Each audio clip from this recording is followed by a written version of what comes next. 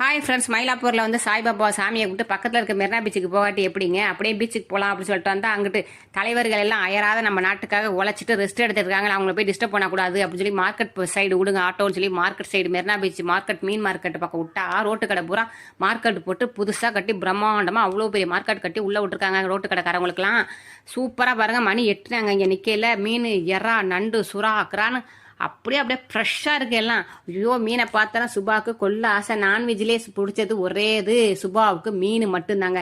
அதுவும் வஞ்சர மீனை வாங்கியாச்சு. பாப்பா மீன் வாங்க சொல்லிச்சு. சின்ன பாப்பா பெரிய பாப்பா எல்லாம் வஞ்சர மீன் வாங்குங்க, எறா வாங்குங்கன்னு சொல்லி வாங்கிட்டு அம்மாவுக்கு பிடிச்ச கருவாடு வாங்காமல் எப்படி அப்படின்னு சொல்லி கருவாடு வாங்கியாச்சுங்க. அது நெய் மீன் கருவாடு அப்படியே கூறு கூறாக கட்டி வச்சுருந்தாங்க. 100 ரூபான்னு அதில் 2 கூரை வாங்கிட்டு அப்படியே கிளம்பி வந்தாச்சு.